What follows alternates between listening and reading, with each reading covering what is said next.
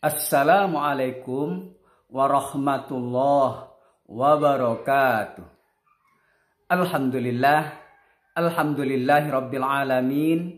Wassalatu wassalamu ala asrafil anbiya'i wal mursalin wa ala alihi wa sahbihi ajma'in. Amma ba'du.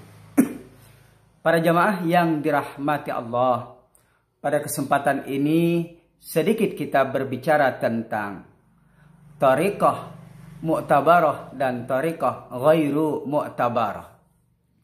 Para jemaah yang dirahmati Allah, kita sudah sama mengetahui bahwa thariqah adalah bagian dari ajaran agama Islam.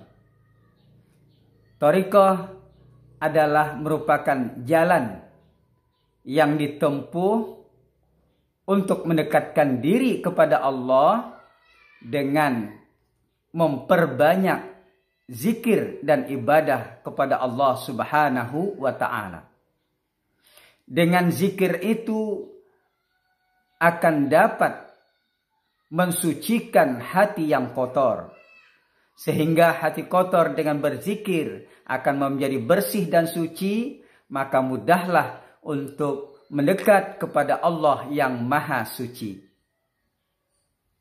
Para jemaah yang dirahmati Allah, thariqat atau tarekat itu sudah ada di zaman Rasulullah, tapi belum bernama thariqah. Di zaman Rasulullah cuma ajaran Al-Quran maupun hadis, mengikut jejak langkah Rasulullah sallallahu alaihi wasallam. Setelah Rasulullah wafat, maka yang diikut adalah jejak langkahnya para sahabat Rasulullah yang mengikuti petunjuk-petunjuk Rasulullah sallallahu alaihi wasallam. Ketika para sahabat sudah banyak yang meninggal, maka yang menjadi suri tauladan, petunjuk jalan, yaitu para tabi'in. Disitulah yang menjadi contoh bagi kaum muslimin sesudahnya, terus menerus sampai kepada kita. Nah, inilah sebenarnya salah satu jalan yang biasa disebut dengan thariqah. Jalan, metode atau cara untuk mendekatkan diri kepada Allah lewat guru-guru sampai seterusnya kepada Rasulullah sallallahu alaihi wasallam, kepada malaikat Jibril, dan kepada sumber dari segalanya, yaitu Allah. Para jemaah yang dirahmati Allah, kalau kita perhatikan bahwa tarekat itu banyak sekali jumlahnya. Ada yang tarekat Qadiriyah, ada yang Naksabandiyah, ada yang Khalwatiyah, ada yang Samaniyah, ada yang Sattariyah, sampai seterusnya. Banyak sekali. Dan ada juga yang tidak bernama.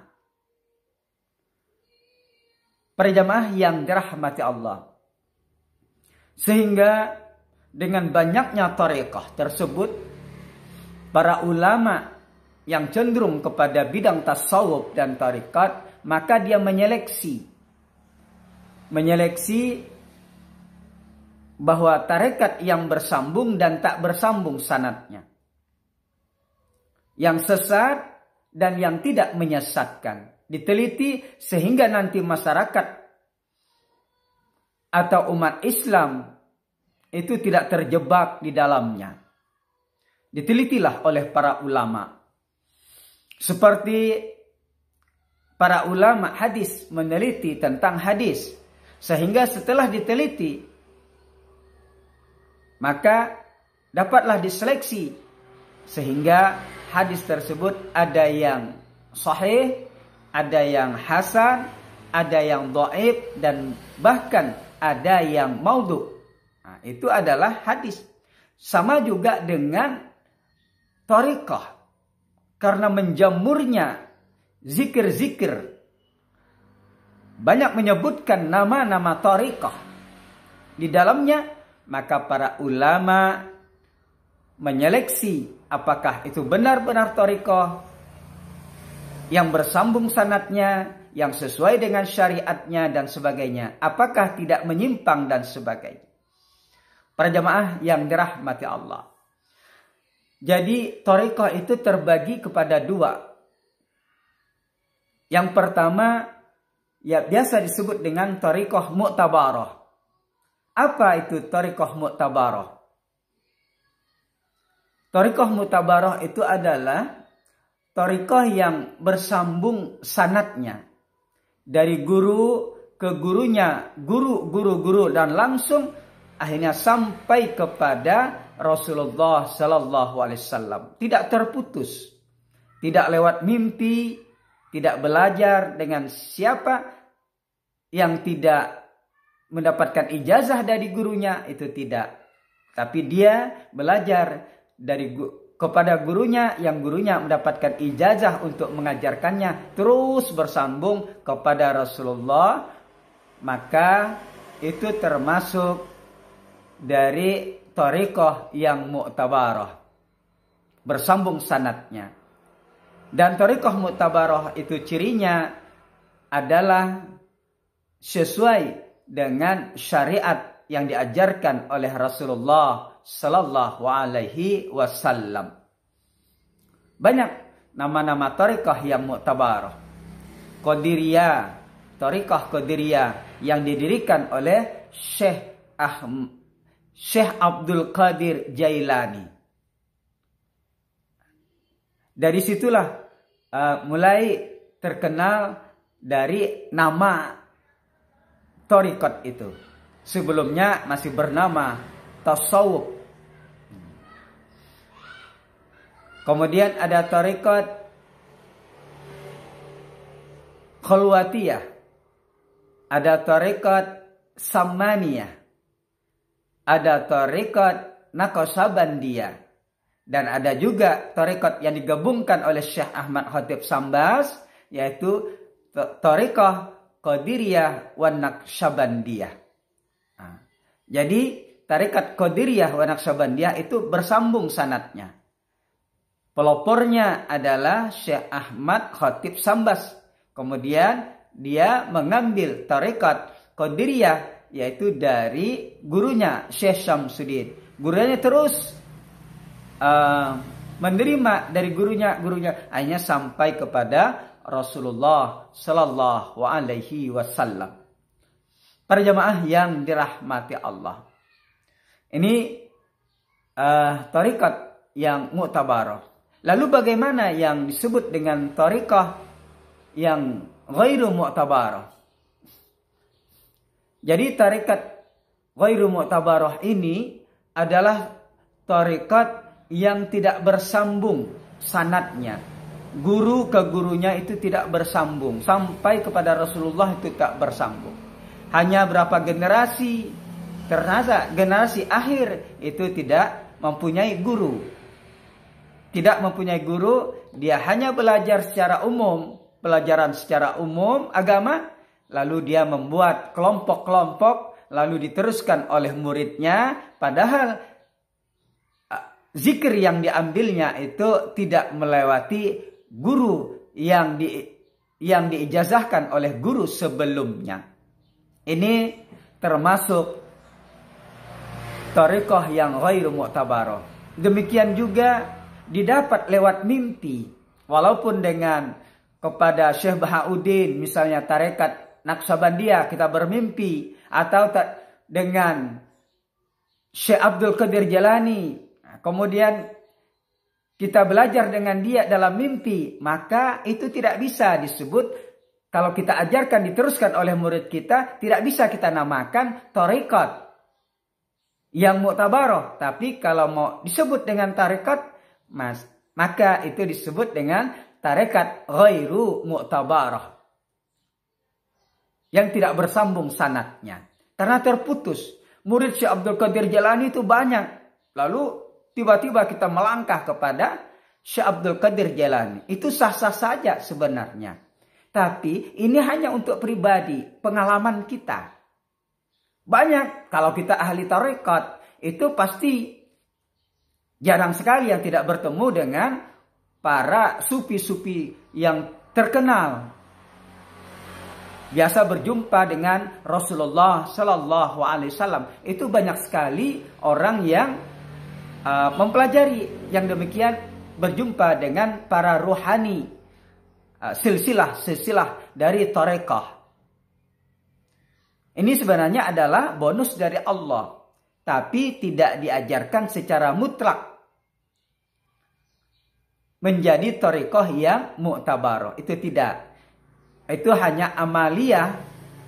Misalnya kita diijazahkan di dalam mimpi oleh Syekh Abdul Qadir Jailani tentang salawat, maka salawat itu diamalkan oleh murid-murid kita, itu disebut dengan salawat yang bersifat umum karena tidak bersambung kepada Rasulullah, hanya lewat ruhaniyah para wali Allah. Itu boleh diajarkan kepada murid-murid kita, tapi itu bukan disebut dengan amaliyah yang mu'tabarah, amaliyah yang sampai kepada Rasulullah Sallallahu Alaihi Wasallam. Jadi harus diterima bersambung. Oleh sebab itu, tarekat yang mu'tabarah, yang bersambung kepada Rasulullah, zikirnya itu tidak semua bersambung, tapi hanya zikir pokok saja. Misalnya tarekat Qadiriyah, zikir pokoknya, zikir khususnya adalah la ilaha illallah. Jadi kalimat la ilaha illallah, zikir pokok itulah yang harus bersambung sampai kepada Rasulullah. Syekh Abdul Qadir Jailani mengamalkan ya lewat dari gurunya lewat gurunya, akhirnya sampai kepada terus menerus sampai kepada Imam Ali, yaitu Ali bin Abi Thalib. Ali bin Abi Thalib mengambil ijazah la ilaha illallah, kalimat la ilaha illallah kepada Rasulullah Sallallahu Alaihi Wasallam.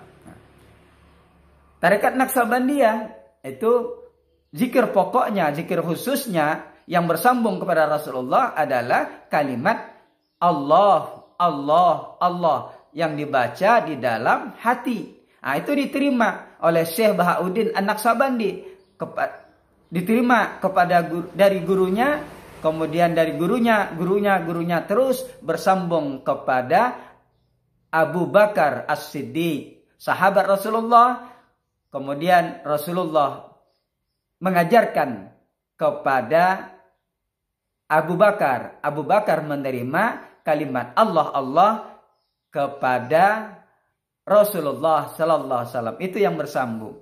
Tetapi banyak juga tidak harus bersambung semua amalan-amalan yang lain untuk memperkuat, untuk menambah dari hal yang pokok. Itu biasa diajarkan, biasa lewat dari mimpi gurunya, mursyidnya.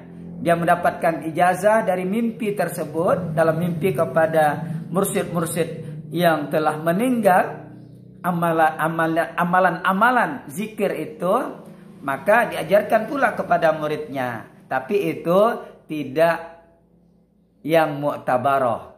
Tapi tetap harus ada yang mu'tabarah dalam tarekat itu. Oleh sebab itu, tarekat yang mu'tabarah harus ada zikir inti. Kalau zikir yang sebagai tambahan, sebagai pelengkap, itu tidak harus langsung kepada Rasulullah. Tidak harus dari guru ke guru langsung kepada Rasulullah. Seperti kalau tarekat Qadiriyah wa Naqsabandiyah, ini yang pokoknya adalah kalimat la ilaha illallah dan kalimat Allah, Allah, Allah. Ini zikir khusus pokok yang diambil dari guru ke guru sampai kepada Rasulullah Sallallahu Alaihi Wasallam. Tetapi ada juga yang amaliyah yang ghairu mu'tabarah, artinya yang tidak bersambung kepada Rasulullah, hanya beberapa tingkatan guru saja. Maka itu banyak untuk pelengkap zikir yang pokok itu. Misalnya khotaman wajikan. Misalnya ada istighosah. Kemudian ada yasin fadilah. Ini yang diterima tidak secara bersanad. tapi hanya beberapa dari generasi kemudian terputus, dikaranglah. Lalu yang itu adalah disusun oleh guru atau mursyid tersebut. Para jemaah yang dirahmati Allah. Jadi itulah perbedaan antara thariqat yang mu'tabarah. Yang mu'tabarah itu adalah bersambung sanadnya dari guru ke guru sampai kepada Rasulullah, biasanya disebut dengan zikir pokok khusus. Kemudian ada juga yang diterima kepada guru-guru yang mu'tabarah itu, dia lewat mimpi, lewat dari zikir, kemudian diajarkan oleh guru-guru rohani, maka diajarkan pula kepada muridnya, dan itu adalah zikir yang ghairu mu'tabarah, yang tidak bersambung sanadnya, tapi bisa digunakan. Tapi asal ada pokok zikir yang harus bersambung. Itulah yang disebut dengan tarekat mu'tabarah. Tetapi sebaliknya, kalau tarekat tersebut tidak ada sama sekali yang bersambung sampai kepada Rasulullah, dari guru ke guru bersambung kepada Rasulullah, tapi hanya lewat mimpi saja, atau lewat menelaah kitab-kitab hadis langsung diajarkan, maka itulah yang disebut dengan tarekat ghairu mu'tabarah. Kalau istilah hadis itu, kalau yang ghairu mu'tabarah, sanad hadisnya itu adalah dhaif atau lemah karena tidak bersambung mata rantai tersebut. Kalau yang mu'tabarah bersambung sanadnya, mata rantainya, maka itu disebut dengan hadis yang sahih. Lalu bagaimana kalau yang mu'tabarah itu bersambung sanadnya tapi penyimpangan dari mursyid tersebut? Ini disebut penyelewengan. Jalurnya benar, tapi cara pemakaian dan pengajarannya, cara mengamalkannya yang salah, maka itu penyelewengan, sesat. Yang demikian. Bagaimana yang tidak bersambung sanadnya kepada Rasulullah, tapi dia sesuai dengan syariat, itu baik. Tapi hanya saja dia tidak sampai kepada Rasulullah, amaliyahnya itu tidak bersambung. Apakah dapat pahala? Ya, dapat pahala. Tapi alangkah bagusnya thariqah itu adalah yang bersambung kepada Rasulullah. Karena biasanya kalau thariqah yang bersambung pada Rasulullah itu kita jauh daripada tipu daya, daripada setan atau iblis. Karena rohani-rohani para guru yang bersambung kepada Rasulullah itu tentu mendoakan agar ajarannya tetap dalam keadaan murni. Tetapi kalau tidak bersambung, kita dikhawatirkan. Dikhawatirkan godaan-godaan dari nafsu kita, kemudian yang di samping kita, di belakang kita dan sebagainya itu adalah bangsa jin atau bangsa setan yang mengkhawatirkan masuk dia di dalamnya. Karena kita terputus di situ. Tapi mudah-mudahan saja itu kita mendapatkan rahmat dari Allah sehingga dapat berlindung dalamnya. Para jamaah yang dirahmati Allah. Jadi ini yang dapat kita sampaikan. Mudah-mudahan kita dapat membedakan mana tarekat yang mu'tabarah, mana tarekat yang ghairu mu'tabarah. Mana yang sanadnya bersambung, mana yang terputus. Ini yang dapat kami sampaikan. Terima kasih atas perhatiannya. Mohon maaf atas kekurangannya. Wallahul muwaffiq ila aqwamit thariq. Assalamualaikum warahmatullahi wabarakatuh.